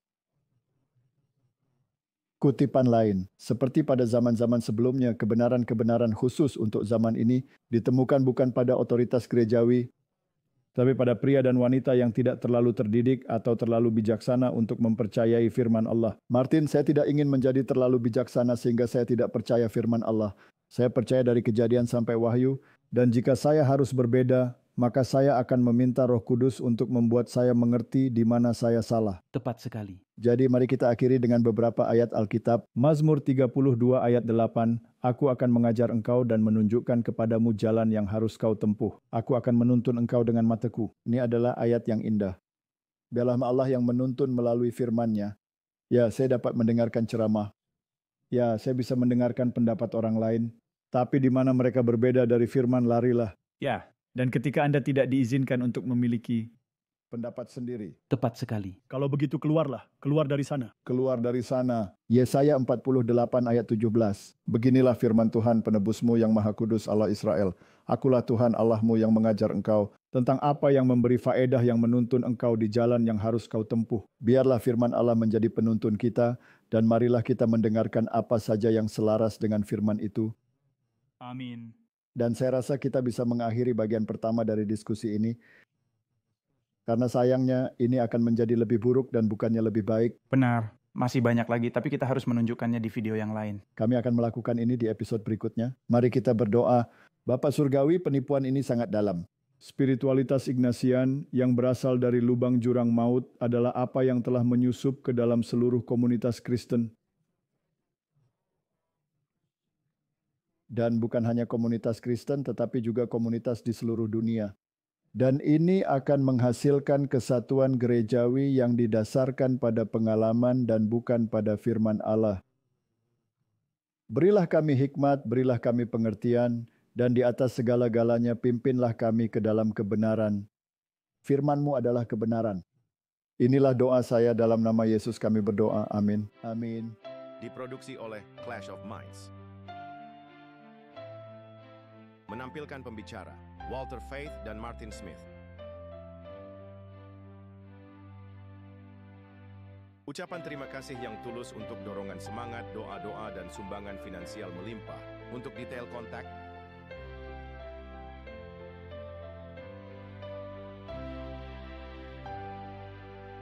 Kami memuji Juru Selamat kami, Yesus Kristus, yang setia dan sejati untuk kasih karunia dan belas kasihan dan hak istimewa bekerja di kebun anggurnya, guna menjangkau jiwa-jiwa bagi kerajaannya yang segera tiba.